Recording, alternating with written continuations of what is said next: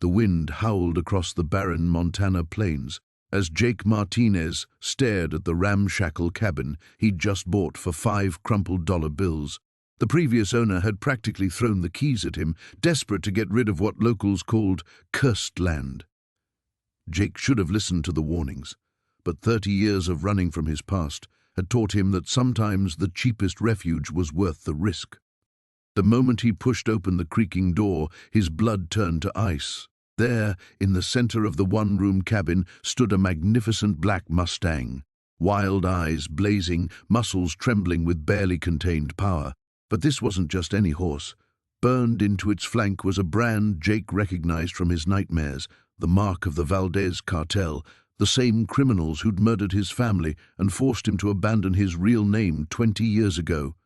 How had this horse survived? And why was it here, in the middle of nowhere, waiting for him like some kind of message from his buried past? Jake's weathered hand instinctively moved to the Colt. .45 holstered beneath his duster, but he forced himself to remain still.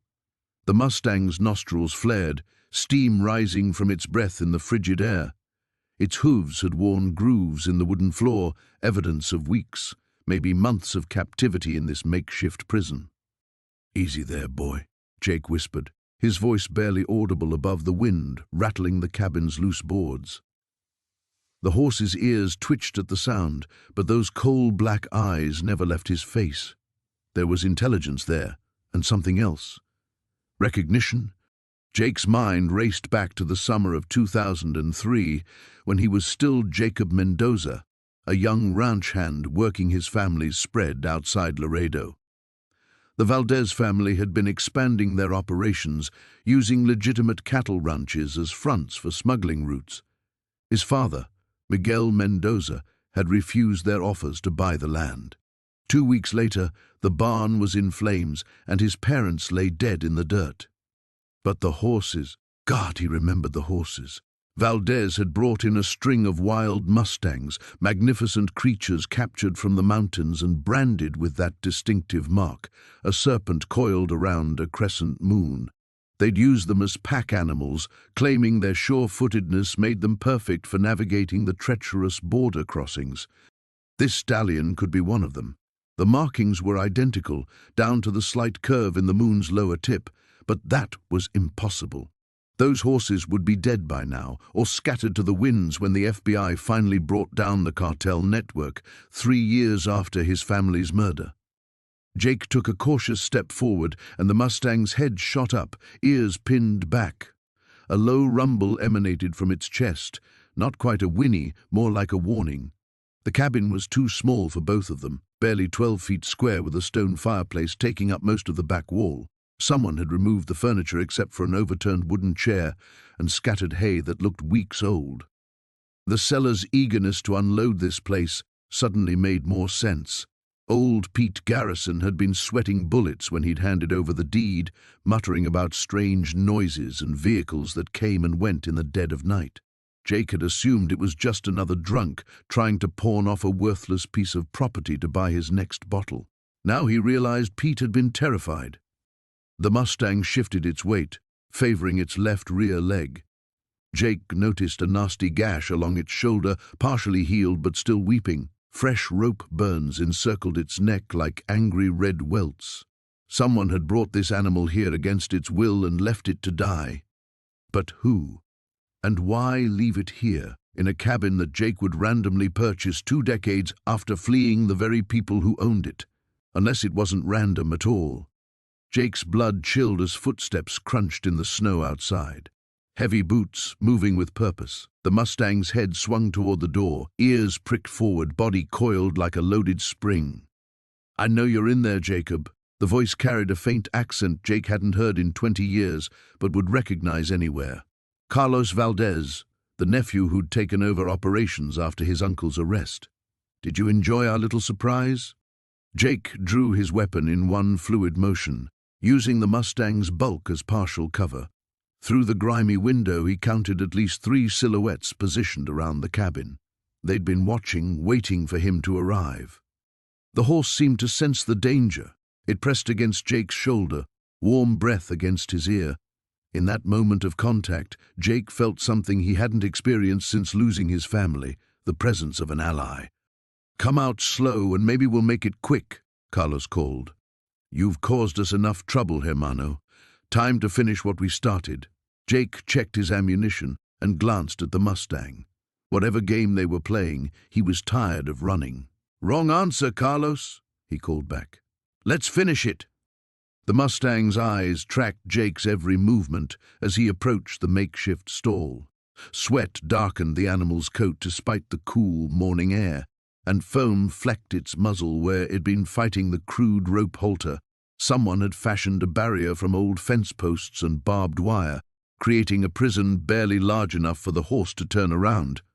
"Easy there," Jake murmured, keeping his voice low and steady. The Mustang snorted and backed against the far wall, its hooves scraping against the wooden floor. Up close, Jake could see this wasn't just any wild horse. The animal's conformation was extraordinary: clean legs, powerful shoulders, and an intelligent eye that spoke of careful breeding somewhere in its lineage. But it was the brand on the horse's left shoulder that made Jake's blood run cold. 3 interlocking circles burned deep into the dark hide. He'd seen that mark before, long ago, in another life he'd spent years trying to forget. The Trident brand belonged to Marcus Blackwood, a man who owned half the territory between Denver and Santa Fe, and who collected things: land, cattle, people, secrets, things he didn't like to lose. Jake's hand instinctively moved to the Colt at his hip as he heard riders approaching fast. Through the grimy window, he counted 4 men on horseback, their dust cloud visible against the morning sky. He recognized the lead rider's silhouette even at a distance: Silas Crown, Blackwood's enforcer, a man who'd kill for a silver dollar and sleep soundly afterward. The Mustang sensed the approaching danger and began pawing the ground, its eyes rolling white. Jake made a split-second decision that would either save them both or get them killed. He grabbed an old saddle blanket from a peg on the wall and slowly approached the trapped animal. "We're in this together now, horse," he whispered, easing the blanket over the Mustang's back. The animal trembled but didn't bolt. Jake's fingers worked quickly at the rope halter, his years of handling horses serving him well even as his mind raced through their limited options. The riders were close enough now that he could hear Crown's gravelly voice calling out orders. "Check the perimeter, boys. That drifter's horse is still here, so he can't have gone far." Jake led the Mustang toward the cabin's back wall, where he'd spotted a section of loose boards during his inspection the night before. The horse balked at first, then seemed to understand the urgency and followed. Jake kicked at the rotted planks, and they gave way with a splintering crash that echoed through the cabin. "In there!" Crown shouted from outside. "Move!" The Mustang needed no encouragement this time.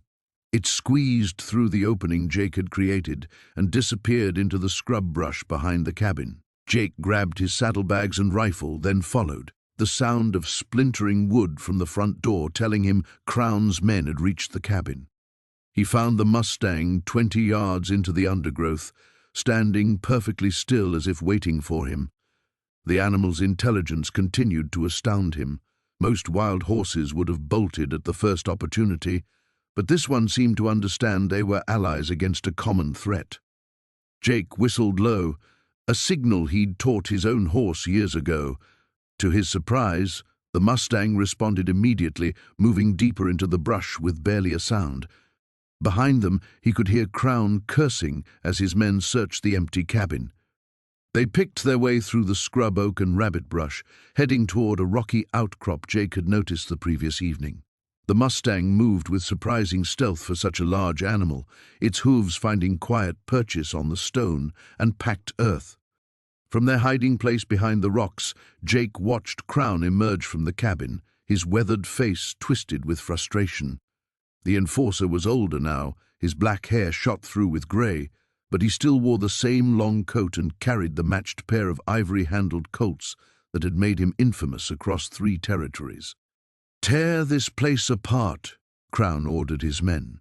"Find anything that tells us where he went, and check for recent tracks. That Mustang leaves deep prints." One of the riders, a lean man with a pockmarked face, pointed toward the mountains. Could have headed up into the high country, boss. Plenty of places to hide up there. Crown shook his head. Not on foot and not with that horse. They're close, I can feel it. He turned slowly, scanning the landscape with predatory intensity. That drifter doesn't know what he's gotten himself into, but he's about to learn.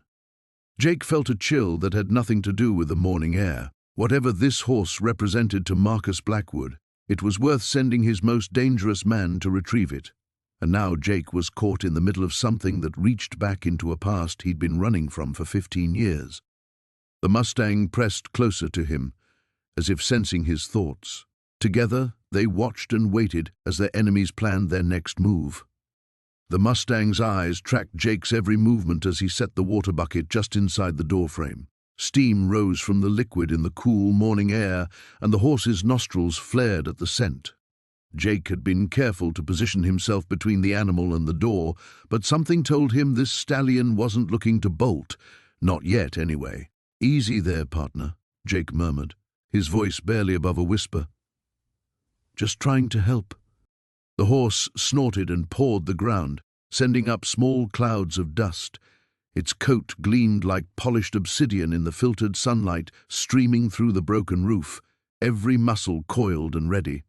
This wasn't some broken-down ranch horse or gentle mare. This was pure wildness, magnificent and dangerous. Jake studied the makeshift stall that had held the animal captive. Whoever had done this knew horses. The barriers were positioned to prevent injury while keeping the stallion contained. Fresh hay scattered the floor, and there were remnants of grain in a wooden trough. Someone had been caring for this Mustang, feeding it regularly. The sound of approaching hoofbeats made Jake's blood run cold. He moved to the window, staying low, and peered through a gap in the weathered boards. 3 riders were making their way up the narrow trail to his property, moving with the purposeful gait of men on serious business. The lead rider sat tall in his saddle, wearing a black hat pulled low over his face. Something about his bearing suggested authority and trouble. Jake's hand instinctively moved to the colt at his hip. He glanced back at the stallion, which had grown perfectly still, ears pricked forward as if sensing the approaching danger. The animal's reaction confirmed Jake's suspicions. These weren't friendly neighbors come to welcome him to the valley.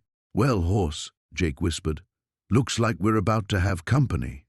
He slipped out of the cabin's back entrance, circling around to get a better view of the riders. The morning sun was at their backs, making it difficult to make out their faces, but Jake could see they were well armed. Rifles hung from their saddles, and each man wore a sidearm with the easy familiarity of those who knew how to use them. The lead rider raised his hand, bringing the group to a halt about 50 yards from the cabin. He dismounted with fluid grace, his spurs chinking softly as his boots hit the ground. When he removed his hat to wipe his brow, Jake caught sight of silver hair and weathered features that spoke of years in the saddle. "Hello, the cabin!" the man called out, his voice carrying the authority of someone accustomed to being obeyed. "Name's Cordell. We're looking for some missing property." Jake remained hidden, studying the other 2 riders. One was young, maybe 20, with nervous energy that made his horse dance sideways. The other was older, heavier set, with cold eyes that swept the area like a predator searching for prey. Neither man dismounted, keeping their hands near their weapons. "We know someone's here," Cordell continued, replacing his hat. "Saw smoke from your fire this morning. No need for trouble. We just want what belongs to us." Inside the cabin, the stallion whinnied, a sound filled with what Jake could only describe as defiance. Cordell's head snapped toward the structure, and a smile crossed his weathered face that held no warmth whatsoever. "There's our boy," he said to his companions. "Told you he'd be here." The younger rider shifted in his saddle. "Should we just take him, boss? This drifter can't stop all 3 of us." Cordell held up a hand for silence, his eyes never leaving the cabin. "Patience, Tommy. Let's see what kind of man we're dealing with first." He raised his voice again. "Friend, I'm going to count to 10, then we're coming in whether you show yourself or not. This doesn't have to end badly for you." Jake weighed his options. 3 against 1 weren't favorable odds, especially when he didn't know what he was fighting for or against. But something about the stallion, The way it had looked at him, the intelligence in its eyes, made him reluctant to simply hand it over to these hard men. "One," Cordell called out. Jake checked his ammunition, making sure his rifle was loaded and ready. Whatever was happening here, whoever these men were, they clearly weren't planning to pay him for his trouble or politely request their property back. 5. The stallion's whinny echoed from inside the cabin again, but this time it sounded almost like a warning. Jake found himself wondering just what kind of horse inspired this level of dedication from armed men, and why someone had gone to such lengths to hide it in an abandoned cabin. 10. Cordell nodded to his men, and all three began moving toward the cabin with the practiced coordination of a military unit. Jake gripped his rifle tighter, knowing that whatever happened in the next few minutes would likely determine whether he lived to see another sunset. The game was about to begin. The stallion's eyes held an intelligence that made Jake's skin crawl. Not the simple awareness of a wild horse, but something deeper, almost human in its intensity. The animal stood motionless in the corner of the cabin, muscles coiled beneath its midnight coat, watching Jake's every movement with unnerving focus. "Easy there, boy," Jake whispered, though his voice carried none of the confidence he'd built over years of horse training. This creature was different, wrong, somehow. The stallion's ears flicked forward at the sound, and Jake caught sight of something that made his blood run cold. Branded into the animal's neck, partially hidden by its flowing mane, were symbols he'd seen before, not letters or numbers like ranch brands, but strange markings that looked almost like ancient writing. His hand instinctively moved to his chest, fingers tracing the scar that ran from his collarbone to his heart. The scar he'd carried since childhood, the one his adoptive parents claimed came from a riding accident when he was too young to remember. But looking at those symbols, fragments of memory flickered at the edges of his consciousness. Fire, screaming, and a woman's voice calling a name that wasn't Jake. The sound of approaching hoofbeats shattered his concentration. Multiple riders moving fast. Jake pressed himself against the window frame and peered through a crack in the boards. 6 men in dark coats rode hard toward the cabin, their leader a tall figure with silver hair that caught the morning light. "Damn," Jake muttered, checking his colt. 6 bullets against 6 men weren't odds he favored, especially with the stallion complicating any escape plan. The riders pulled up 20 yards from the cabin, close enough that Jake could see the leader's pale eyes scanning the structure. The man raised his hand, and the others spread out in a semicircle, cutting off any exit routes. "I know you're in there," the silver-haired man called out, his voice carrying a faint accent Jake couldn't place. "And I know you found our wayward property."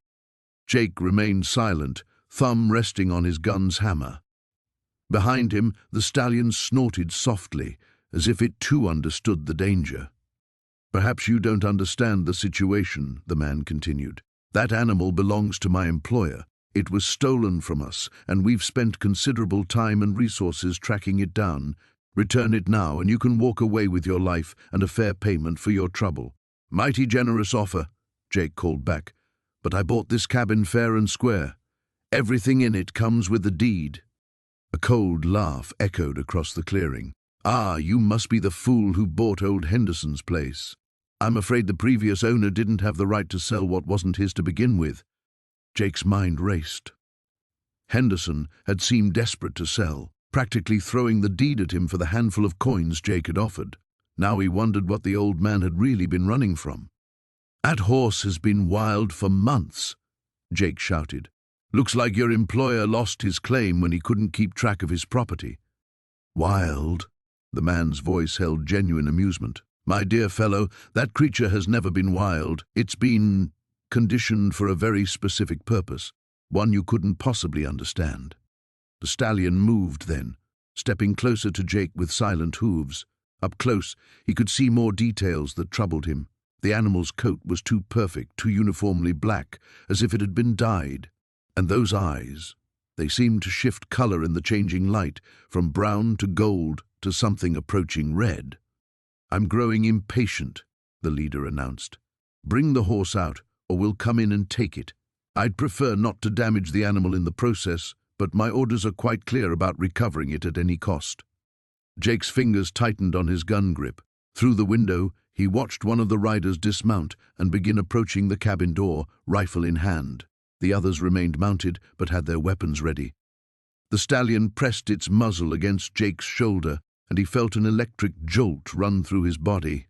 Suddenly, the fragmented memories became clearer. A burning ranch house, men in dark coats, and a woman's desperate voice screaming, "Take Shadowheart and run!" The scar on his chest began to burn as if the old wound was fresh. "Shadowheart," he whispered, and the stallion's ears perked up immediately. The pieces clicked together with terrifying clarity. This wasn't just about a stolen horse. Somehow this magnificent and unnatural creature was connected to his own forgotten past. The men outside weren't just horse thieves. They were part of something much larger and more dangerous. The footsteps reached the cabin door. Jake heard the creak of old wood as someone tested the handle. In moments, they'd be inside, and he'd have to make a choice that would determine whether he lived to uncover the truth about his own identity. The stallion pressed closer, and Jake felt its hot breath against his neck as more memories began flooding back. The Mustang's eyes held an intelligence that made Jake's skin crawl. He'd seen plenty of horses in his 32 years, broken more than his share, but this stallion watched him with an almost human awareness that set every instinct on edge. "Easy there, boy," Jake murmured, keeping his voice low as he circled the makeshift pen. The horse tracked his movement, muscles coiled beneath that midnight coat like springs ready to snap. Someone had built this prison well. Thick cedar posts driven deep, reinforced with iron brackets that spoke of serious money and planning. Jake examined the gate mechanism, noting the complex latch system. This wasn't the work of some random horse thief. Whoever had trapped this animal here knew exactly what they were doing, and they'd expected to come back for him. The sound of approaching horses drifted through the cabin walls, multiple riders moving at an easy pace. Jake's hand instinctively dropped to his Colt as he counted the hoofbeats. 3, maybe 4 horses. His jaw tightened as he recognized the deliberate cadence. These weren't travelers passing through. "Well now," a voice called out from the yard, cultured and smooth as aged whiskey. "Appears we got ourselves a visitor." Jake stepped away from the Mustang, moving toward the cabin's rear window. Through the grimy glass, he could see 4 men dismounting near his own horse. The speaker was a tall, lean figure in an expensive black coat, silver hair gleaming beneath a pristine hat. The other 3 had the hard look of professional gunmen, the kind who sold their skills to the highest bidder. "You in there," the silver-haired man continued, his tone pleasant but carrying an unmistakable edge. "Name's Clayton Morse. I believe you've found something that belongs to me." Jake said nothing, studying the men's positions. They'd spread out with military precision, covering all the cabin's exits. Professional indeed. "Now I'm a reasonable man," Morse went on. "You bought this place fair and square from that fool Hendricks, I'm sure. But there's been a misunderstanding. That horse you've discovered, he's mine. Stolen from my ranch 3 weeks back." The Mustang snorted behind Jake, as if understanding every word. When Jake glanced back, those dark eyes seemed to burn with something beyond mere animal instinct. A chill ran down his spine as he noticed something he'd missed before, a thin scar running along the horse's neck, too precise to be accidental. Someone had marked this animal, but with what purpose? "I'm prepared to compensate you generously for your trouble," Morse continued. $500 gold coin, more money than most men see in 2 years. $500 for a wild horse, no matter how magnificent. Jake's mind raced. He'd seen prize-breeding stallions sell for less. Whatever made this Mustang special, it was worth far more than Morse was letting on. "I'll need proof of ownership," Jake called out finally, positioning himself where he could watch both the window and the stallion. Morse's chuckle held no warmth. "Afraid I don't carry papers for livestock, friend, but I've got 3 witnesses here who'll swear to that horse's pedigree." The Mustang moved closer to Jake, hooves silent on the straw-covered floor. When their eyes met again, Jake felt something stir in his memory, a fragment of a dream that had haunted him since childhood. a black horse running across endless prairie, carrying a rider whose face he could never quite see. "Tell you what," Jake said, his voice carrying clearly through the thin walls. "Why don't you describe this horse of yours?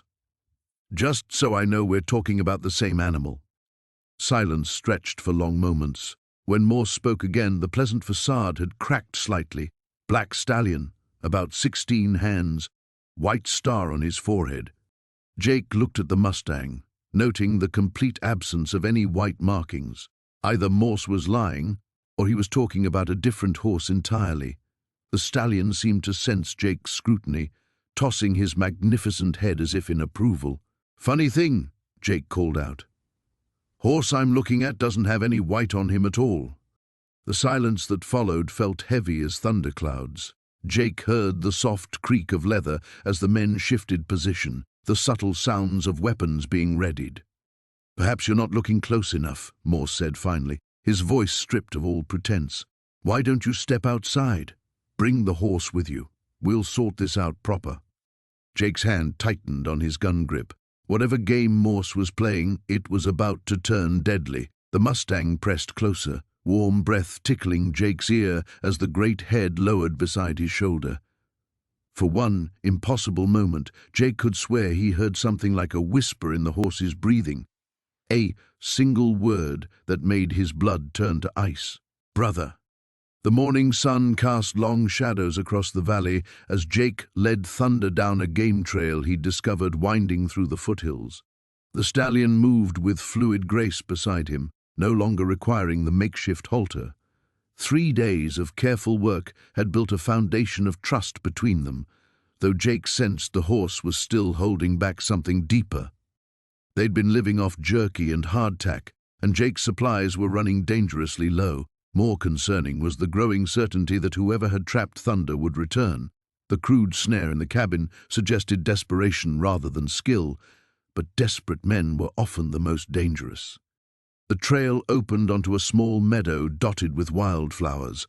Thunder's ears pricked forward, and he stepped ahead of Jake for the first time, drawn by something beyond the cowboy's perception. As they crested a small rise, Jake understood why. Below them stretched a hidden valley, lush and green, cut by a silver stream. But what made Jake's breath catch wasn't the beauty, it was the horses.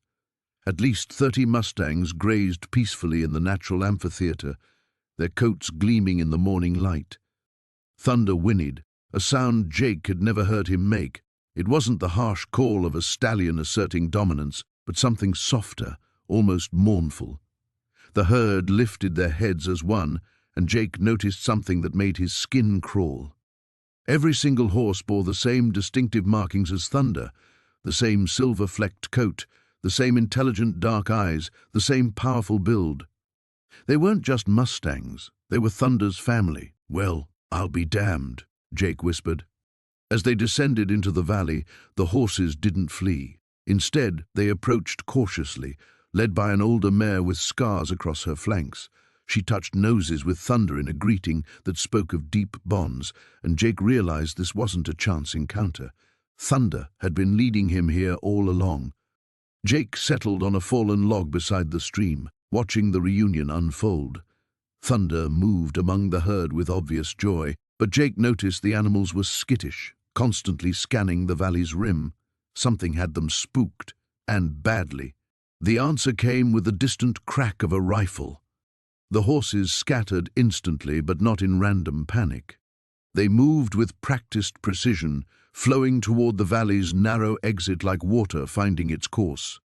Thunder appeared at Jake's side, eyes wild but determined. "We've got company," Jake muttered, drawing his Colt as 3 riders appeared on the eastern rim. Even at distance, Jake recognized trouble. The lead rider sat his horse with military bearing, while his companions spread out with tactical precision. These weren't simple horse thieves, they were professionals. A voice echoed across the valley, amplified by the natural acoustics. "Return the horse, cowboy, and ride away. This is your only warning." Jake studied the terrain with a practiced eye. The valley was a natural trap with limited escape routes, but it also meant the riders would have to come down to reach him. He had defensive advantages if he played it smart. Thunder nudged his shoulder, and Jake looked into the stallion's eyes. What he saw there made his decision for him. This wasn't just about a horse anymore. It was about family, freedom, and something larger he was only beginning to understand. "Sorry, friend," Jake called back. "Horse stays with me." The lead rider raised his hand, and his companions began their descent. Jake noticed they moved with the practiced efficiency of cavalry, and their weapons weren't typical cowpoke gear. These men had military training, which raised uncomfortable questions about who they worked for and why they wanted thunder so badly. As the riders approached, Jake caught sight of something that made his blood run cold.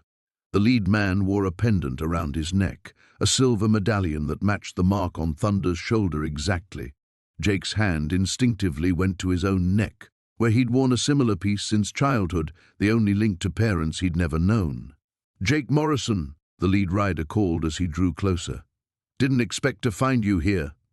The use of his full name hit Jake like a physical blow. He'd been using just his first name for years, and very few people knew his surname. But this man spoke it with familiarity, as if they'd met before. "Have we been introduced?" Jake called back. Though something about the rider's bearing stirred uncomfortable memories he couldn't quite grasp. "Not formally, but I knew your father." The words hung in the air like smoke from a campfire, carrying implications Jake wasn't ready to face. Thunder pressed against his side, and Jake felt the stallion's strength flowing into him. Whatever truth these men carried, whatever connection existed between his past and this moment, he would face it standing. The riders were close enough now that Jake could see their faces clearly, and what he saw in the lead man's eyes wasn't just determination. It was recognition, and perhaps something that might have been regret. The Mustang's coat gleamed like burnished copper in the morning light streaming through the cabin's cracked windows.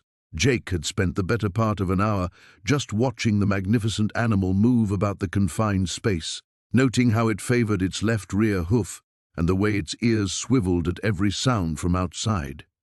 He'd fashioned a makeshift lead rope from some old leather strapping he'd found in his saddlebags, but approaching the horse was another matter entirely. Every time he took a step forward, those dark eyes would fix on him with an intelligence that seemed almost human. "Easy there, beauty," Jake murmured, extending his hand slowly. "Nobody's going to hurt you." The Mustang snorted and backed against the far wall, hooves scraping against the wooden floor.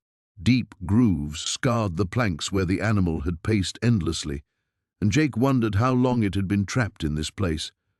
Outside, his own horse whinnied nervously. Jake's head snapped toward the sound, his hand instinctively moving to his gun. The gelding only made that particular noise when strangers approached. Moving to the window, Jake peered through the grime-covered glass. 3 riders emerged from the tree line, moving at a steady pace toward the cabin. Even at this distance, he could see they weren't casual travelers. They sat their horses with the rigid posture of men accustomed to violence, and sunlight glinted off metal at their hips. The Mustang seemed to sense the approaching danger. Its nostrils flared, and it began moving restlessly around the small space, occasionally bumping against the walls in its agitation. Jake's mind raced. The cabin had no back door, and the single window was too small for either him or the horse to escape through. He was trapped just as surely as the Mustang had been. The lead rider called out when they were still 50 yards away. "Hello, the cabin! We're looking for some lost property." Jake remained silent, checking his Colt and counting the extra rounds in his belt.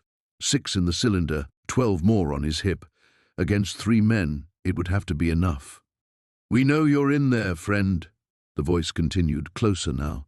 "No need for trouble. Just hand over our horse and we'll be on our way." Their horse. Jake glanced at the Mustang, which had gone perfectly still, as if it too understood the gravity of the situation. There was something about this animal that went beyond its obvious value as breeding stock. The men outside weren't just horse thieves or bounty hunters. They moved with the coordination of a military unit. "Afraid I don't know what you're talking about," Jake finally called back. "Just a drifter looking for shelter." A different voice answered, harder and more impatient. "Mister, that animal in there is worth more than you'll see in 10 lifetimes. Walk away now, and we'll pretend this never happened." Jake's blood chilled. How could they know the horse was inside? The cabin had been boarded up when he'd arrived, and he'd seen no tracks leading to or from the building, unless they'd been watching him since yesterday, waiting for him to discover their prize. The Mustang moved closer to Jake, its fear apparently overcome by some deeper instinct. When it brushed against his shoulder, he felt a strange jolt, like touching a lightning rod during a storm. Images flashed through his mind: a burning barn, men in blue uniforms, a woman's scream cut short by gunfire. He staggered, pressing his palm against the wall for support.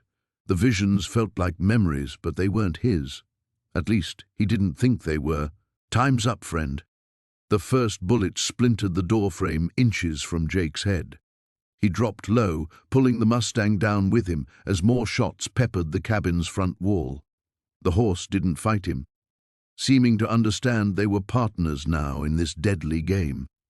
Jake returned fire through the window, not really aiming but hoping to keep the attackers honest. He needed time to think, to find some advantage in this impossible situation. That's when he noticed the iron ring set into the floor near the back corner of the cabin. It was partially hidden under a layer of dust and debris, but the metal gleamed dully in the filtered light. A trapdoor. More bullets smashed through the windows, filling the air with splinters and glass. The Mustang pressed closer to him, and again came those strange flashes of memory. This time he saw faces, his own face, but younger, wearing a cavalry uniform he'd never owned. The pieces of a puzzle he didn't even know existed began falling into place. The isolated cabin, the valuable horse hidden inside, the military precision of the men outside. And somehow, impossibly, his own forgotten past was tied up in all of it. Jake crawled toward the trapdoor, the Mustang following as if it had been trained to do so.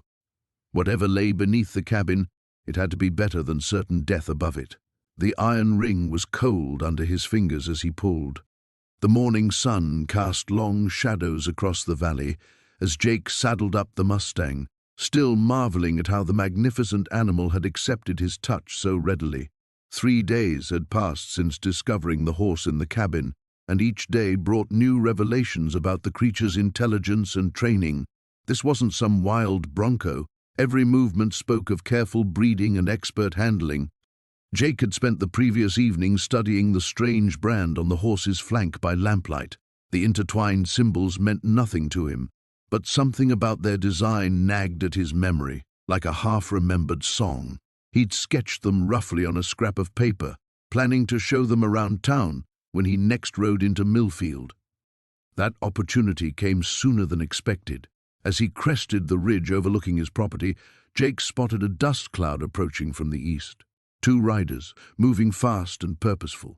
He reined in the Mustang and watched from the cover of pine trees as the men reached his cabin below.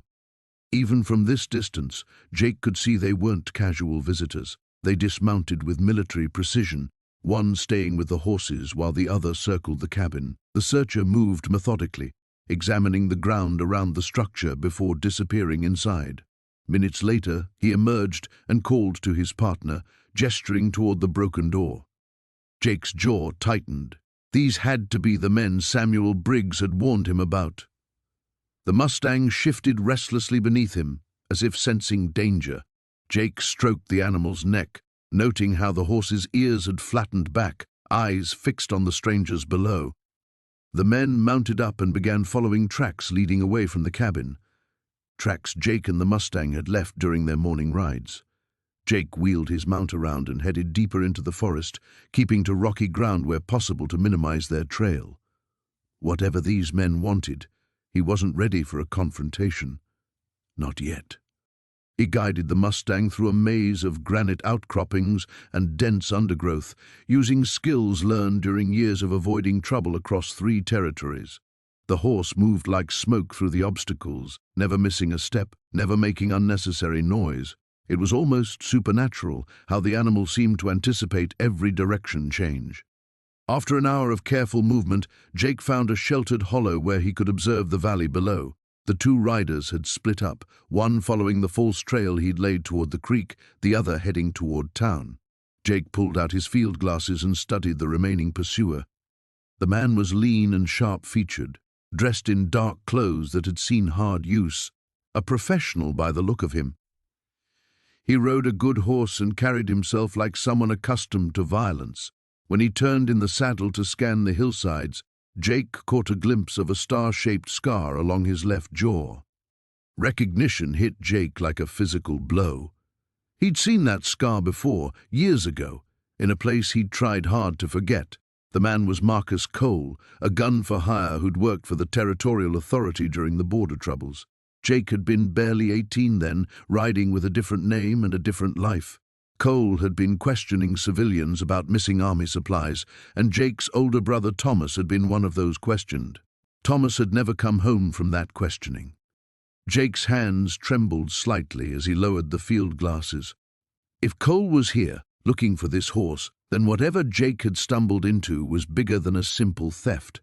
The Territorial Authority didn't send killers after stolen livestock. The Mustang nickered softly, and Jake realized he'd been gripping the reins too tightly. He forced himself to relax, thinking furiously. Cole wouldn't recognize him. Jake had filled out considerably since 18, and the beard changed his appearance significantly. But Cole's presence meant this situation was about to become deadly serious. As if responding to his thoughts, the Mustang turned its head to look directly at him. Those dark eyes held an intelligence that was almost human, and Jake felt a chill that had nothing to do with the mountain air. This horse was the key to something, but what? He pulled out the sketch of the brand and studied it again. The intertwined symbols suddenly looked less like random marks and more like a deliberate code. If the Territorial Authority was involved, this could be connected to their experimental programs. Rumors Jake had heard whispered in saloons about attempts to create the perfect military mount. Below, Cole had given up on the false trail and was heading back toward the cabin. Jake needed information, and he needed it fast. Samuel Briggs might know more than he'd let on, but approaching the old sheriff while Cole was in town could expose them both. Jake made his decision. He would circle wide around Millfield and approach from the north, where the old mining trails offered concealment. If he could reach Briggs unseen, together they might piece together what was really happening. The Mustang seemed to approve of this plan, stepping out eagerly as Jake guided them toward the abandoned mine workings. Whatever secrets this horse carried, Jake was determined to uncover them before Cole's investigation led to more disappearances. The morning sun cast long shadows across the desert floor as Jake crouched behind a cluster of barrel cacti, watching the riders approach his cabin through his field glasses. 3 men, just as Miguel had said, but something about their formation told him these weren't ordinary ranch hands looking for stray cattle. They moved with military precision, rifles visible across their saddles, eyes scanning every rock and crevice. Thunder stood perfectly still beside him. The great stallion's ears pricked forward, sensing the tension that radiated from his companion over the past week. The bond between man and horse had deepened into something Jake had never experienced before. It was as if Thunder could read his thoughts, anticipate his movements. Sometimes Jake caught himself wondering if the legends about this horse being more than just flesh and blood might hold some truth. The lead rider raised his hand, bringing the group to a halt 50 yards from the cabin. Jake recognized the gesture, military through and through. These men had training, discipline, and from what he could see through the glasses, enough firepower to level half the mountainside. The man in front dismounted and approached the cabin with practiced caution, his rifle held ready but not quite aimed. "Hello, the house," the man called out, his voice carrying clearly across the morning air. "We're looking for some stolen property. Wouldn't want any trouble over a simple misunderstanding." Jake smiled grimly at the word simple. Nothing about Thunder was simple, and certainly nothing about the men who wanted him back. He'd spent the last 3 days preparing for this moment, setting up positions around the rocky outcropping above his property, creating escape routes, and studying every possible approach to his little valley. The advantage was his, but only if he used it wisely. The rider waited a full minute before signaling to his companions. They dismounted and began a systematic search of the cabin and surrounding area, professional, methodical, thorough. Jake counted their weapons, 3 rifles, at least 2 sidearms visible, and something that looked suspiciously like dynamite in one of their saddlebags. Whatever Thunder represented to these men, they were willing to destroy half the mountain to get him back. As the searchers worked, Jake caught fragments of their conversation carried on the morning breeze. Words that made his blood run cold, the bloodline, 20 years, and most chilling of all, eliminate any witnesses. These weren't just horse thieves or even ordinary criminals. This went deeper, connected to something larger and infinitely more dangerous. Thunder's head turned sharply toward the east, his nostrils flaring. Jake followed the horse's gaze and spotted movement among the distant rocks, a 4th rider positioned to cut off escape routes toward town. Smart. They'd studied his situation as carefully as he'd studied theirs. But they'd made one crucial mistake. They'd underestimated both the terrain and the man they were hunting. Jake had grown up in mountains like these. Every canyon, every hidden trail, every water source within 20 miles was mapped in his memory. More than that, he'd learned to read the land the way other men read books. The morning wind patterns told him where sound would carry. The angle of the shadows showed him blind spots and concealment, and the restless energy radiating from Thunder told him they were running out of time. The search leader emerged from the cabin and barked orders to his men. They were expanding their perimeter, moving up into the rocks where Jake had been hiding just days before. In another hour, maybe less, they'd find the trail that led to his current position. It was time to move. Jake placed his hand on Thunder's neck, feeling the coiled power beneath the stallion's hide. "You ready for this, boy?" he whispered. The horse turned to look at him with those eerily intelligent dark eyes, and Jake could have sworn he saw understanding there, maybe even anticipation. They moved like ghosts through the broken landscape, using every fold in the terrain to mask their passage. Thunder's hooves found purchase on stone that would have challenged a mountain goat, never once dislodging a pebble or making a sound that might betray their position. It was unnatural, impossible, and absolutely vital to their survival. Behind them, Jake heard the search intensifying. Voices called back and forth as the men found signs of recent habitation in the rocks. They were good, he had to admit. In another few minutes, they'd have worked out the pattern of his movements. Maybe even found the cache of supplies he'd hidden in case of emergency. But by then, if everything went according to plan, he and Thunder would be 20 miles away and moving fast toward the one place Jake hoped might hold answers to the mystery surrounding this magnificent, impossible horse. Miguel's words echoed in his memory. Ask Maria Delgado about the midnight horse. It was time to find Maria Delgado before the men with rifles found them first.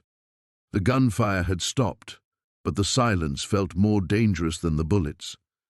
Jake crouched behind the overturned wagon, his Winchester ready, watching the tree line where muzzle flashes had bloomed like deadly flowers in the pre-dawn darkness. Beside him, Storm snorted softly, the great stallion's muscles coiled tight as springs. "They're repositioning," Jake whispered to himself, scanning the shadows. 3 shooters, maybe 4, spread across the ridge, overlooking the old mining camp. They'd been waiting for him, just as he'd suspected they would be. The letter in his shirt pocket seemed to burn against his chest. The truth about his father, about the Blackwood Ranch, about why everyone wanted Storm so desperately, it all came down to what lay hidden in these abandoned mine shafts. His father hadn't been the drifting cowhand Jake had always believed him to be. Thomas McKenna had been something far more dangerous. A branch snapped somewhere to his left. Jake spun, rifle raised, just as a figure emerged from behind a collapsed mine entrance. The man wore a long coat despite the summer heat, and his face was hidden beneath a wide-brimmed hat, but Jake recognized the predatory way he moved. "Been a long time, McKenna." The voice carried the slight accent Jake remembered from his nightmares, though I suppose you don't remember me. Cordova. The name tasted like copper in Jake's mouth. Images flashed through his mind, a younger version of this man standing over his father's body, smoke rising from a recently fired gun. "I remember enough." "Do you now?" Cordova stepped closer, his own weapon held casually but ready. "Then you know why I'm here. Your father took something that belonged to my employer, something worth more than all the gold in these hills." Storm shifted restlessly, and Jake felt the stallion's intelligence in that movement. The horse understood the danger, understood that this confrontation had been inevitable from the moment Jake had found him trapped in that cabin. "The map," Jake said. "It wasn't a question anymore." Cordova smiled, a cold expression that never reached his eyes. "Your father was clever, I'll give him that, hiding the location in the one place no one would think to look. But horses live a long time, McKenna, and that particular horse has been trained to do things that would astound you." Another piece of the puzzle clicked into place. Storm wasn't just any Mustang. He was a living, breathing treasure map, trained to follow routes and recognize landmarks that existed only in his equine memory. Jake's father had spent years conditioning the stallion to remember the location of something Cordova's people desperately wanted back. "The Confederate gold," Jake breathed. "The shipment that went missing during the war. 27 tons of it," Cordova confirmed. "Your father was part of the unit transporting it west. When the war ended badly for our cause, he saw an opportunity. But he was too clever for his own good, hiding the location in that horse's training instead of simply taking what he could carry." Jake's mind raced. The abandoned mine shafts, the specific route Storm had tried to lead him on during their journey here. It wasn't random wandering. The stallion had been trying to complete a mission that had been interrupted 15 years ago when soldiers came hunting for his father. "You killed him for it." "I killed him because he wouldn't cooperate. But I let you live, boy. Professional courtesy, you might say. Your father saved my life once during the Battle of Franklin. I figured a quick death for him and a chance at life for his son made us even." Movement caught Jake's eye. The other gunmen were closing in, using the conversation as cover to improve their positions. In minutes, he'd be surrounded with nowhere to run. "Here's what's going to happen," Cordova continued. "You're going to let that horse take us where we need to go. You'll get a small share for your trouble, enough to set you up somewhere far from here. Everyone walks away happy. And if I refuse," Cordova's smile widened, "then you'll join your father, and I'll take the horse anyway, though it might take longer to extract the information from him without your cooperation." Jake's finger tightened on the Winchester's trigger. The smart play would be to negotiate, to buy time while he figured out an escape route, but looking at Storm, seeing the trust in the stallion's dark eyes, he knew he couldn't betray that faith. His father had died protecting this secret, and Jake was beginning to understand why. That gold represented more than money. In the wrong hands, it could fund another war, more violence, more death. His father hadn't been a thief. He'd been trying to keep something dangerous from falling into the hands of men like Cordova. "I've got a counteroffer," Jake said, raising his rifle. "You ride out now, and maybe I won't put a bullet in you for murdering my father." Cordova sighed theatrically. "I was hoping you'd be more reasonable than Thomas. Apparently, stupidity runs in families." The gunfight erupted with the sudden violence of a summer thunderstorm. The morning sun cast long shadows across the canyon floor as Jake crouched beside the ancient petroglyphs, his fingers tracing the carved lines that seemed to dance in the shifting light. The horse symbols were unmistakable, powerful creatures with flowing manes that matched Thunder's distinctive markings perfectly. But it was the human figures that made his blood run cold. One figure stood apart from the others, adorned with what looked like a badge or star carved into its chest. The figure's hand was extended toward a magnificent horse, not in capture, but in partnership. Below the scene, weathered symbols told a story that Maria was slowly translating. "The guardian bloodline," she whispered, her voice barely audible in the morning stillness. "Jake, this says the horse chooses its rider, not the other way around. And the rider—" She paused, studying his face in the growing light. "The rider carries the mark of the protector. Jake's hand instinctively moved to the scar on his chest, the one his foster parents had told him came from a childhood accident. But now, looking at the ancient carvings, he wondered if there was more to that mark than he'd ever known. Thunder nickered softly from where he stood near the canyon wall, his ears pricked forward as if listening to something beyond human hearing. The stallion's behavior had been strange since they'd arrived at the hidden canyon, not nervous, but expectant, like he was waiting for something to happen. "There's more," Maria said, pointing to another section of the rock wall. "These symbols, they're not just Navajo. Some of this is older, much older, and these markings here." She indicated a series of parallel lines beneath the horse figures. "They represent a hiding place, a sanctuary." Jake stood, brushing dust from his knees as he surveyed the canyon with new eyes. The walls rose nearly 300 feet on all sides, accessible only through the narrow passage they'd used to enter. Natural springs fed a small stream that wound through stands of ancient cottonwoods. It was perfect, a place where horses could run free and remain hidden from the outside world. This isn't just about thunder, he realized. This whole place, it's been a refuge for generations. Maria nodded. The legends speak of a sacred herd, protected by those chosen to guard them. But something happened, a betrayal that scattered the horses and broke the guardian line. She turned to face him. Until now. The sound of approaching hoofbeats echoed off the canyon walls, and Jake's hand dropped to his gun, but Thunder's welcoming whinny made him pause. Through the narrow entrance came a sight that took his breath away. 3 wild Mustangs, their coats gleaming in the morning sun, moving with the same fluid grace as Thunder. Behind them rode an elderly Navajo man, his weathered face creased with lines that spoke of decades under the desert sun. He sat his horse with the easy confidence of someone born to the saddle, his dark eyes fixed on Jake with an intensity that was both unsettling and familiar. "Grandfather," Maria breathed, stepping forward. "You shouldn't have come alone." The old man dismounted with surprising agility for his age. "The horses called to me in my dreams," he said, his voice carrying the weight of ancient wisdom. "They said it was time." His gaze never left Jake's face. "You have questions, young rider. I have answers." Jake felt the world shifting around him, pieces of a puzzle he didn't even know existed finally beginning to fit together. "You know who I am." It wasn't a question, and the old man didn't treat it like one. "I knew your grandfather, Samuel Two Bears. He was the last guardian before the herd was scattered. He died protecting these horses from men who would use their power for evil purposes." The elder's eyes were dark pools of memory. "You were just a baby when it happened. We thought the bloodline was lost." Thunder approached, nuzzling Jake's shoulder with unusual gentleness. The 3 wild Mustangs followed, showing none of the fear typically displayed by untamed horses around humans.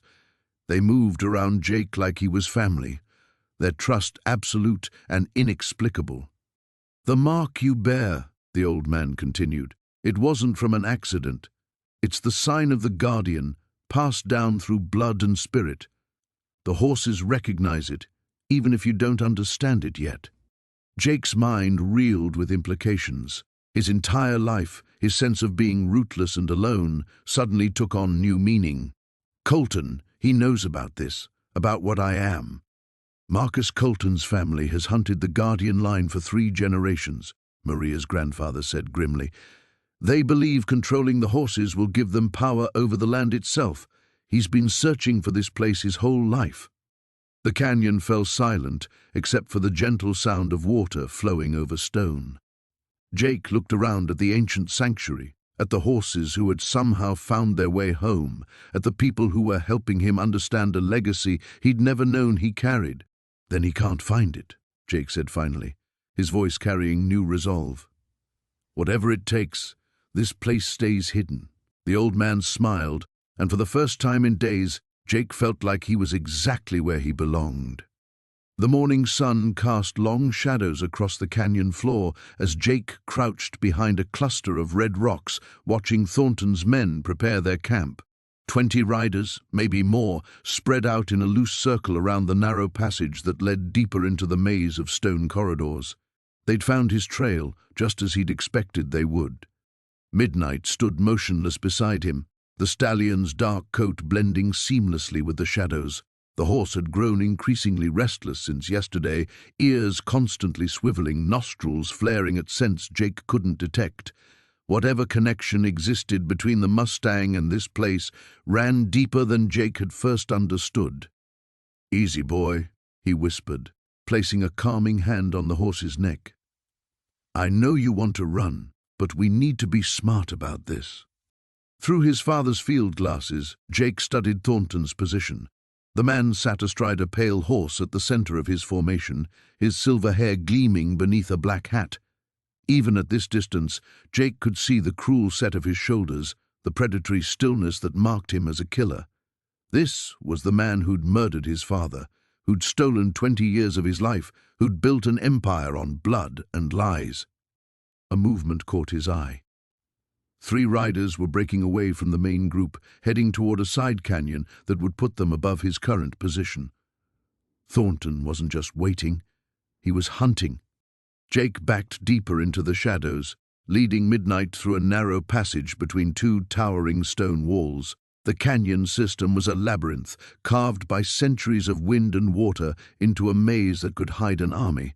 But it could also become a trap if he wasn't careful. As they moved through the winding passages, Jake's mind returned to the journal entry he'd discovered in Sarah's research. His father hadn't just been tracking rustlers when he'd found Midnight. He'd been following a legend. The Comanche had spoken of a spirit horse, a creature that appeared in times of great change, carrying the souls of warriors who died defending their homeland. The sound of hoofbeats echoing off stone walls snapped him back to the present. Thornton's men were closer than he'd thought, their voices carrying through the narrow corridors like whispers from the grave. Split up came a rough voice. "He's got to be in here somewhere." Jake pressed himself against the canyon wall, feeling the cool stone through his shirt. Midnight's ears were forward, alert but unafraid. The stallion seemed to know exactly where they were going, leading Jake through passages he would never have found on his own. They emerged onto a narrow ledge overlooking a circular clearing surrounded by high walls. At the center stood the ruins of an old Comanche camp, fire rings, scattered bones, and strange symbols carved into the rock face. This was sacred ground, Jake realized. This was where it had all begun. "Welcome home." Jake spun around, his hand moving to his gun, but Thornton was already there, rifle trained on Jake's chest. The silver-haired man had somehow circled around, cutting off their retreat. 20 years I've been looking for that horse," Thornton said, his voice carrying the weight of obsession. 20 years since your father stole him from me." "My father didn't steal anything," Jake replied, his voice steady despite the hammering of his heart. "He found Midnight running free." Thornton's laugh was like the sound of breaking glass. "Free? That animal was bred in my stables, trained by my hands. He's worth more than this entire territory, and your father knew it. Then why didn't you just ask for him back?" "Because Thomas Ryder was a stubborn fool who thought he could stand against me." Thornton's eyes were cold as winter stone. "He chose to die rather than give me what was mine." Jake felt the familiar rage building in his chest, the same fire that had driven him across half the territory seeking answers. But beneath it was something else, a strange calm, as if the spirits of this place were lending him their strength.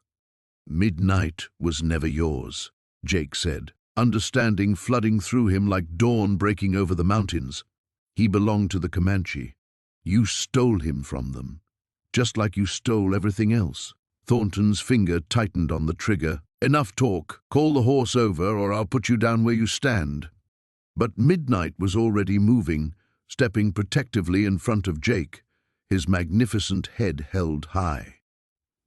The stallion's eyes blazed with an inner fire that seemed almost supernatural in the morning light. For the first time since Jake had known him, Thornton looked uncertain. The rifle wavered slightly in his hands as he stared at the Mustang, and something like fear flickered across his weathered features. "You can't have him," Jake said quietly. "He doesn't belong to either of us.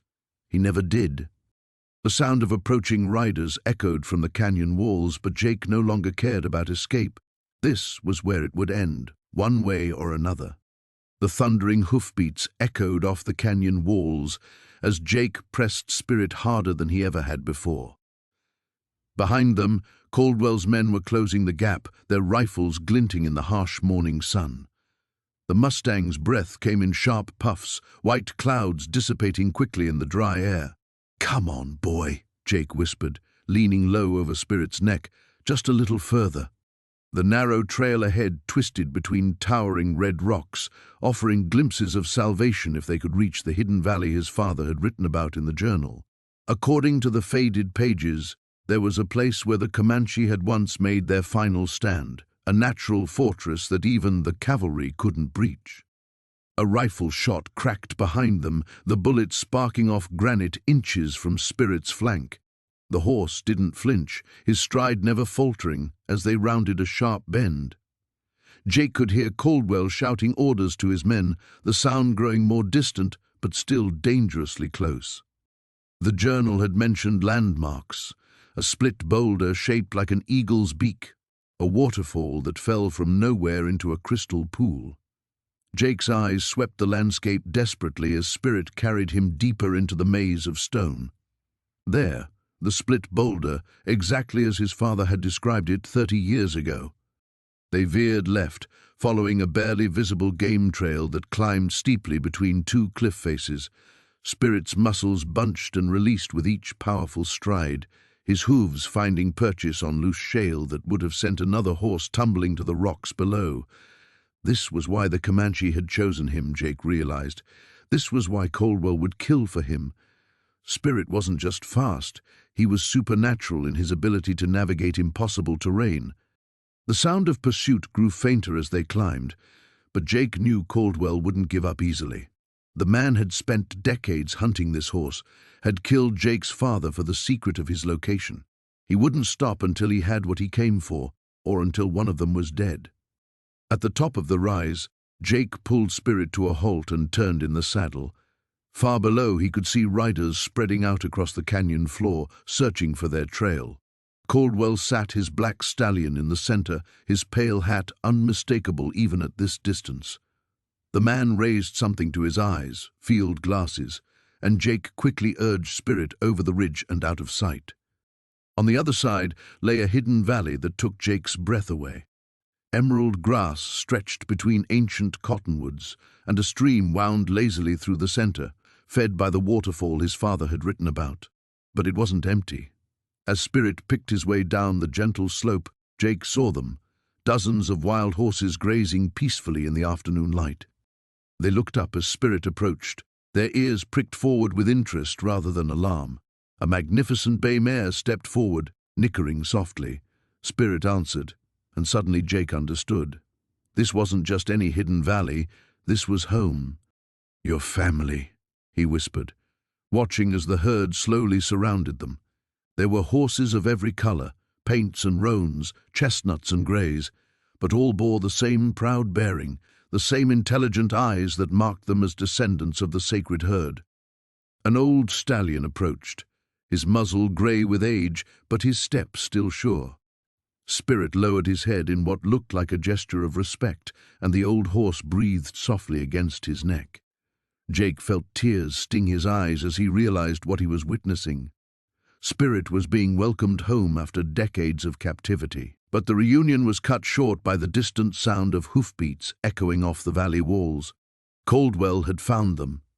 Jake slipped from Spirit's back, his hand instinctively moving to the colt at his hip. The journal had mentioned something else about this place, that it had only one way in or out. That made it a sanctuary, but it also made it a trap. "Go," he told Spirit, stepping away from the horse. "Take your family and go deeper into the valley. There has to be another way out." But Spirit didn't move. Instead, he stepped closer to Jake, pressing his great head against the cowboy's chest. The message was clear. They were in this together, just as they had been from the beginning. The wild herd began to move, not fleeing but positioning themselves defensively around the valley's entrance. The old stallion pawed the ground, his challenge echoing off the rocks. These weren't just horses, they were warriors, bred by the Comanche to fight as well as run. Jake checked his rifle and counted his remaining ammunition. 6 bullets in the Colt, maybe a dozen more in his belt. Against Caldwell and his hired guns, it wouldn't be enough. But, as he looked at Spirit, at the magnificent herd willing to stand and fight, he knew they had something Caldwell's money couldn't buy. They had the truth. And sometimes, Jake thought as the first riders appeared at the valley's mouth, that had to be enough. The morning sun cast long shadows across the canyon floor as Jake led Tempest toward the narrow trail that would take them back to civilization. Every muscle in his body ached from the previous night's ordeal, but his mind was sharper than it had been in years. The pieces of his fractured past were finally falling into place, each memory bringing both clarity and pain. Behind them, the hidden valley lay silent. Marcus Redwood's body remained where it had fallen, soon to be claimed by the desert scavengers. The man who had murdered Jake's father and stolen his childhood was finally at rest, but the weight of that justice felt heavier than Jake had expected. Tempest moved with unusual calm beside him, the stallion's wild energy tempered by an almost human understanding of what had transpired. The horse that had been the key to unlocking Jake's past now seemed content to follow wherever the trail might lead. They were halfway up the canyon wall when Jake heard the distant rumble of hoofbeats echoing from below. He pulled Tempest into the shadow of an overhanging rock and peered down into the valley. A group of riders had emerged from the opposite end of the canyon, 6 men on horseback, moving with the deliberate precision of a military unit. Jake's blood ran cold as he recognized the lead rider. Colonel Harrison sat ramrod straight in his saddle, his silver hair gleaming in the sunlight. Even at this distance, Jake could see the man's cold, calculating expression as he surveyed the scene below. "Looks like we've got company, boy," Jake whispered to Tempest, who snorted softly and pressed against the rock face. The riders spread out across the valley floor, and Jake watched as they discovered Redwood's body. Harrison dismounted and knelt beside his fallen associate, his movements sharp with barely controlled anger. After a moment, he stood and began issuing orders to his men. Jake knew they would pick up his trail soon enough.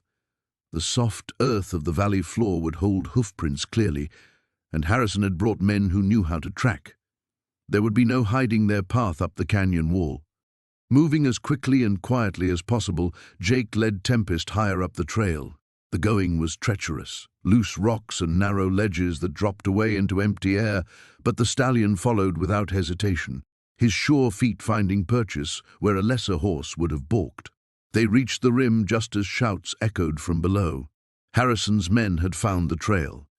Jake swung onto Tempest's back and urged the stallion forward across the mesa. Behind them, he could hear the pursuit beginning, the scrape of hooves on stone, the harsh voices of men pushing their mounts up the dangerous path. Harrison wouldn't give up easily, not when he was this close to reclaiming what he believed was rightfully his. The mesa stretched out ahead of them, a maze of arroyos and rock formations that offered both opportunity and danger. Jake knew this country better than most, but Harrison's men were professionals. They would be relentless in their pursuit. Tempest's powerful stride ate up the distance as they raced across the broken ground. The stallion seemed to sense the urgency of their situation, his earlier calm replaced by focused determination. This was what he had been bred for: speed, endurance, and the will to run when running meant survival. They dropped into a shallow wash that meandered eastward toward the distant town. Jake hoped the depression would hide them from their pursuers, at least temporarily, but as they rounded a bend in the watercourse, he saw movement ahead, 2 more riders emerging from a side canyon, cutting off their escape route. Jake pulled Tempest to a halt and studied their options. The walls of the wash were steep but not impossible to climb.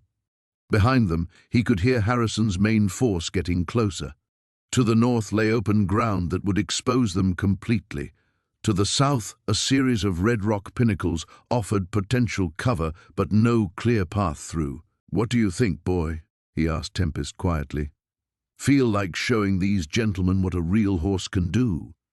The stallion's ears pricked forward, and Jake could feel the powerful muscles bunching beneath him. Tempest had spent years running wild through country like this. No domestic horse, no matter how well trained, could match his knowledge of the terrain. Jake made his choice. Instead of trying to escape up the wash walls, he turned Tempest toward the approaching riders and urged the stallion into a full gallop. The two men ahead raised their rifles, but they were trying to shoot from horseback at a moving target, a nearly impossible task even for experienced marksmen. Tempest accelerated like a force of nature, his hooves drumming against the packed earth of the wash bottom.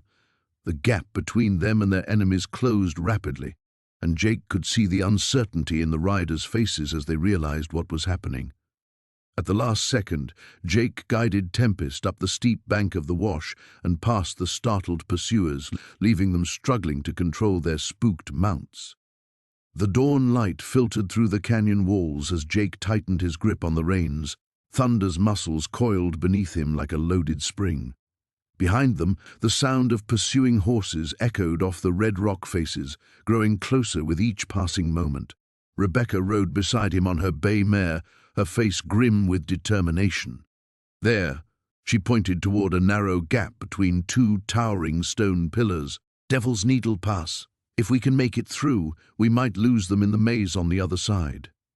Jake glanced back at the dust cloud rising in their wake. At least a dozen riders, maybe more. Cord Mallory had brought everything he had for this final chase, and Jake knew the man wouldn't stop until he had Thunder back, or they were all dead.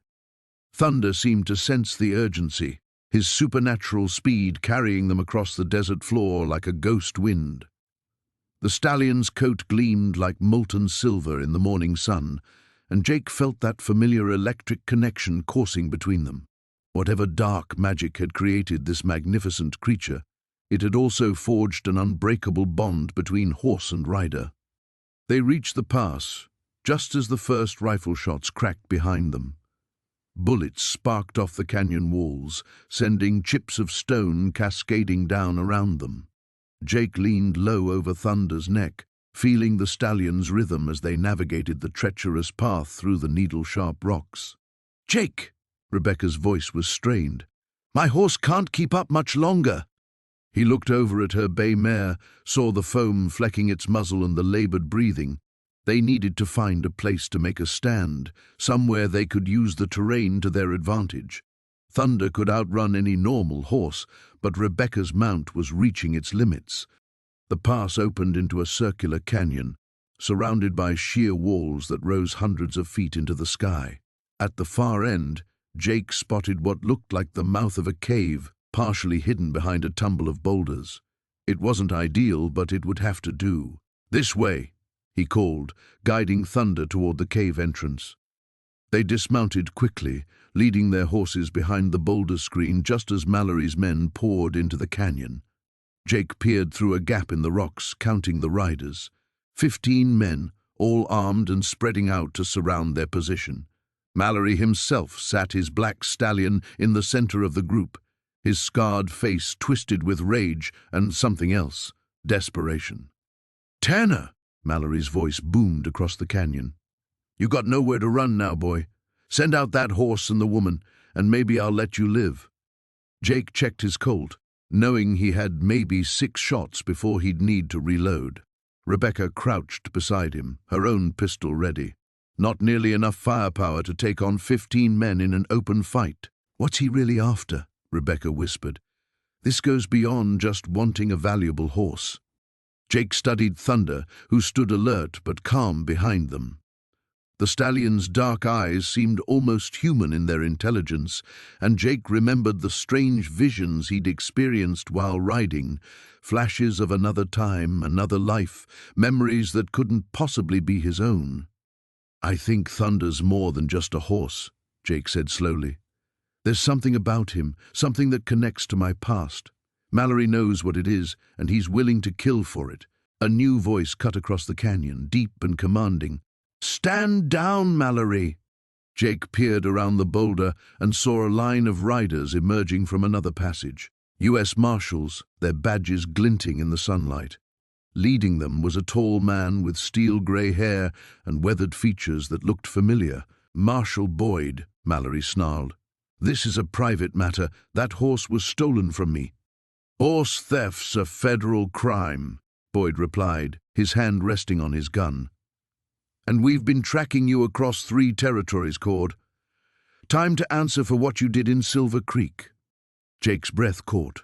Silver Creek, the town where his parents had been murdered 20 years ago. The pieces of the puzzle suddenly began falling into place, and he understood why Thunder had seemed so important, why Mallory had pursued them so relentlessly. He stepped out from behind the rocks, leading Thunder into the open. "Marshal Boyd," he called. "Name's Jake Tanner. I think you might be looking for me too." The marshal's eyes widened as he took in Jake's features, then shifted to Thunder. "Sweet Jesus," Boyd breathed. "You're Tom Tanner's boy. We've been hunting for you since the night your folks died." Mallory's face went white. "You said the boy was dead. You told me—" "I told you what you needed to hear to keep you from finishing the job," Boyd snapped. "But I've been watching, waiting for the right moment to bring you to justice." Thunder stepped forward, and Jake felt the stallion's memories flooding through him. Images of that terrible night, of his father's last desperate act to save both his son and the mysterious horse that held the key to everything. The truth was finally coming to light, but the danger was far from over. The canyon walls seemed to close in around them as Jake led Tempest down the narrow trail, every shadow potentially hiding one of Blackwood's men. His shoulder throbbed where the bullet had grazed him during their escape from the ranch, but he pushed the pain aside. Behind him, Sarah kept pace on her mare, her rifle ready across her saddle. "How much further?" she whispered, though her voice seemed to echo off the red rock walls. Not far now. Jake's hand rested on the worn leather journal tucked inside his vest, his father's journal, the one that had revealed everything. The map inside showed a hidden valley where the original Mustang herd had been kept, where his father had tried to preserve something sacred before Blackwood's greed destroyed it all. Tempest snorted softly, ears pricked forward. The stallion had been different since they'd fled the ranch 3 days ago, more alert, more purposeful. It was as if he knew they were heading somewhere important, somewhere that called to the wild blood running through his veins. The trail curved sharply, and suddenly they emerged into a vast circular valley hidden deep within the canyon system. Jake pulled up short, his breath catching in his throat. Before them stretched a natural paradise, green grass, a crystal stream, and scattered across the meadow like living sculptures, nearly 30 wild Mustangs. "Oh my God," Sarah breathed beside him. "They're beautiful." The horses were magnificent, their coats gleaming in the afternoon sun.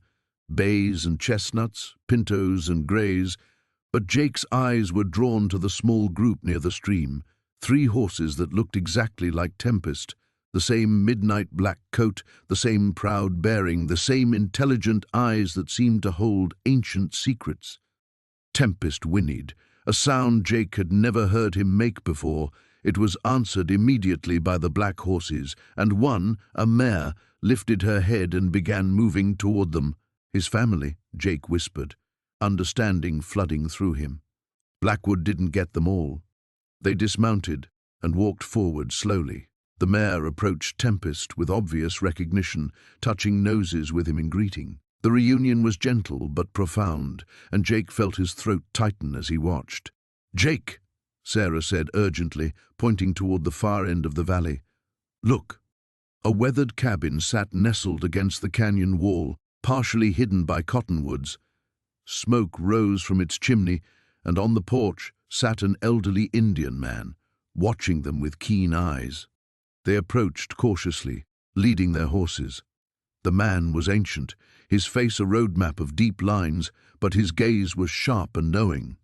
When they were close enough to speak, he stood slowly. "I have been waiting," he said simply, his voice carrying the weight of years. "Waiting for Thomas Fletcher's son to come home." Jake felt the ground shift beneath him. "You knew my father?" "I helped him bring the sacred horses here when the bad times came." Your father was a good man.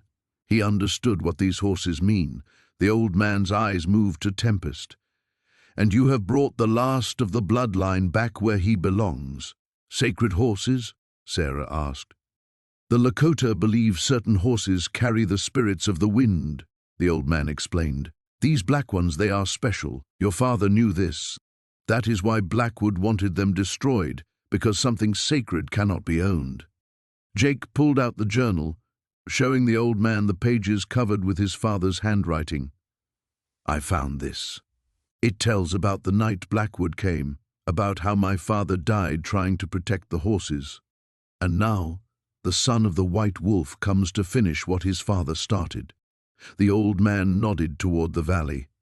This place is protected by the spirits. Blackwood cannot find it, but you can choose what happens next. What do you mean? The horses trust you now. You could take them away, find somewhere safe, or, he gestured toward the peaceful valley, you could let them remain free as they were meant to be. Before Jake could answer, the sound of hoofbeats echoed from the canyon entrance. His blood went cold as familiar voices carried on the wind. Blackwood's men had found the trail. How many ways out of here? He asked quickly. Only one, the old man replied. The way you came. Jake looked at Sarah, then at Tempest, grazing peacefully with his family. After all these years of running, of not knowing who he was or where he belonged, he finally understood. This wasn't just about a stolen horse or even about justice for his father's murder. This was about protecting something irreplaceable, something that connected the earth to the sky. He checked his gun, then looked back toward the canyon entrance where the voices were getting closer. Sarah, can you get these horses to the back of the valley? What are you thinking? I'm thinking it's time to stop running. He swung back into his saddle. It's time to make a stand. The thundering of hooves echoed through the canyon as Jake urged Thunder forward, Cassidy's mare keeping pace beside them. Behind them, the sound of pursuit grew closer. Dutch Vanderberg's men were gaining ground, their fresh horses giving them an advantage over the Mustang who had already endured so much. There! Cassidy pointed toward a narrow gap between two towering rock formations. Devil's Gate. If we can make it through, they'll have to follow single file. Jake leaned low over Thunder's neck, feeling the powerful muscles beneath him strain with each stride. The stallion's breathing was labored but determined, as if he understood the stakes of this desperate flight. The wind whipped through Jake's hair as they approached the rocky passage, and he could hear Dutch's voice bellowing commands somewhere behind them. Take them alive. I want that horse unharmed. The gap was barely wide enough for a horse and rider. Jake felt his knees scrape against stone as Thunder squeezed through, followed immediately by Cassidy. The passage opened into a small box canyon, and Jake's heart sank as he realized their mistake. Steep walls rose on three sides, with only one way out, the way they'd come. We're trapped, he called out, pulling Thunder to a halt. Cassidy's face was pale but resolute. Maybe not. There's an old mining trail up that eastern wall. It's dangerous, but it might be our only chance. Jake looked up at the treacherous path she indicated, a narrow ledge that zigzagged up the cliff face, barely visible in the fading light. It had been carved decades ago by miners seeking silver in the mountain's heart, but time and weather had made it crumbling and uncertain. The sound of approaching horses grew louder. Dutch's men would be through the gap within minutes. Thunder's already exhausted, Jake said, his hand resting on the stallion's heaving side. I won't risk him on that trail. You don't understand, Cassidy urged, desperation creeping into her voice. Dutch won't just take the horse. He'll kill you both to protect his secret. That stallion is the only evidence of what he did to your family's ranch, the only proof of the bloodline he stole. Thunder turned his great head toward Jake, and in those dark eyes, the cowboy saw something that made his breath catch. Intelligence, yes, but something more, a fierce determination that matched his own. The horse stamped once, purposefully, then moved toward the base of the mining trail. He wants to try, Jake whispered, understanding flooding through him. He knows what this means. The first of Dutch's riders appeared at the mouth of the passage just as Jake guided Thunder onto the narrow ledge. The stallion's hooves found purchase on the worn stone, his mountain-bred instincts guiding each careful step. Behind them, Cassidy followed on her mare, while gunshots began to echo off the canyon walls below. "Stop right there, Mac Kenna," Dutch's voice boomed from below. "That horse belongs to me." Jake didn't look back. Step by treacherous step, Thunder climbed the ancient path. Loose rocks scattered into the void below with each movement, and more than once Jake felt the ledge shift beneath them. The stallion never faltered, his breathing steady now, as if the climb had given him new strength. Halfway up the cliff face, Jake finally risked a glance downward. Dutch stood at the canyon floor, his face twisted with rage. The other riders were dismounting, some attempting to follow on foot while others took aim with their rifles. "You can run, boy, but you can't hide forever," Dutch shouted. "I'll hunt you to the ends of the earth before I let you destroy everything I've built." A bullet whined off the rock near Jake's head, sending stone fragments flying. Thunder shied slightly but kept climbing, sure-footed as a mountain goat. Jake pressed himself low against the stallion's neck, feeling the horse's heart beating strong and steady beneath him. The top of the cliff seemed impossibly far above, but Thunder climbed with unwavering purpose. Each step brought them closer to freedom, closer to the truth Jake now understood. His father had bred magnificent horses on their family ranch, horses like Thunder whose bloodline Dutch had stolen through violence and deception. As they neared the summit, Jake felt Thunder's stride lengthen with anticipation. The stallion sensed freedom ahead, sensed the wide-open spaces beyond the canyon where he could run without constraint. Behind them, the sounds of pursuit grew fainter as Dutch's men struggled to follow their path. The last few yards of the climb seemed to pass in a blur. Suddenly they were over the top, standing on solid ground again with the vast wilderness stretching ahead. Cassidy's mare scrambled up beside them, and she flashed Jake a triumphant smile. "We made it," she breathed. But Jake knew their ordeal was far from over. Dutch Vanderberg wouldn't give up easily, and somewhere in the darkness ahead lay the final confrontation that would determine Thunder's fate and his own. The dawn light painted the desert in shades of copper and gold as Jake stood beside Thunder, watching Blackwood's men disappear into the horizon. The black stallion's coat gleamed in the morning sun, steam rising from his nostrils in the cool air. The horse that had changed everything stood calm now, as if sensing the storm had finally passed. "Your grandfather would be proud," Martha said softly, approaching with a leather satchel in her weathered hands. Samuel always knew this day would come, though he prayed it wouldn't be necessary. Jake turned the silver pendant over in his palm, feeling the weight of generations in its familiar grooves. The symbol that had marked him as a target was now revealed as his birthright, the sign of the Whispering Wind tribe, protectors of the sacred horses for over 2 centuries. "Tell me about him," Jake said, his voice rough with emotion. "Tell me about my real family." Martha's eyes grew distant, seeing beyond the present moment. "Your grandfather was the last true horse whisperer, able to speak to the sacred Mustangs in ways that seemed like magic to outsiders. When the government and men like Blackwood's father began hunting our people, Samuel made the hardest choice of his life. He gave you to a white family, knowing you'd be safe, but never knowing if you'd find your way back to us." Thunder nickered softly, pressing his muzzle against Jake's shoulder. The connection between them felt different now. Not the bond of a man and a captured Mustang, but something deeper, older, written in blood and destiny.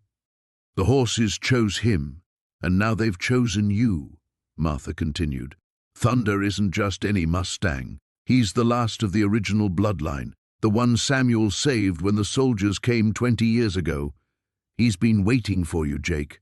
They all have." In the distance, Jake could see other Mustangs emerging from hidden canyons and secret valleys, their coats shining like precious metals in the desert light. Dozens of them, moving with purpose toward the old cabin that now stood open, its secrets finally revealed. Sheriff Coleman approached on horseback, his badge catching the sun. "Blackwood won't be coming back," he announced. "Federal marshals picked him up 50 miles east. Turns out his legitimate business involved selling protected Mustangs to foreign buyers. He'll be facing charges that'll keep him locked up for a very long time." Jake nodded, but his attention was fixed on the approaching herd. Each horse was magnificent, wild and free, yet they moved with an intelligence that seemed almost human. As they drew closer, he could swear he heard something on the wind, voices perhaps, or songs from another time. "What happens now?" he asked Martha. The old woman smiled, her face creased with lines that spoke of decades spent under the desert sun. "Now you choose, grandson. You can walk away from all this, sell the cabin, and go back to your drifting life. Or you can stay and learn what it truly means to be one of us." Jake looked at the cabin where this journey had begun, then at Thunder, whose dark eyes seemed to hold ancient wisdom. The Mustang had been trapped when Jake found him, but perhaps it was Jake who had truly been the prisoner, trapped by ignorance of his own heritage, his own purpose. "The horses need protecting," Martha said quietly. "The old ways need preserving. And you, Jake Ryder, need to understand who you really are." A wind picked up, carrying scents of sage and sweetgrass, and for a moment Jake could swear he heard his grandfather's voice in its whisper, not words but feelings, memories, a sense of belonging he'd never experienced in all his years of wandering. Thunder stepped closer, and Jake placed his hand on the stallion's neck, feeling the strong heartbeat beneath the gleaming coat. In that moment, he felt something click into place inside him, like a lock finally finding its key. "I'm staying," he said, his voice carrying the certainty of a man who had finally found his home. "I'm staying, and I'm learning everything you can teach me." Martha's smile deepened, and she reached into her satchel, pulling out an ornate bridle made of braided leather and silver. "Then this belongs to you now. It was your grandfather's, and his grandfather's before him. The horses will recognize, and more importantly, they'll recognize you." As Jake took the bridle, Thunder whinnied, a sound that was somehow both wild and welcoming. The other Mustangs echoed the call, their voices rising in harmony across the desert, announcing that the last horse whisperer had come home at last. The sun climbed higher, washing the land in golden light, and Jake Ryder, no longer a drifter, no longer alone, began the next chapter of a story that had been waiting decades to be written.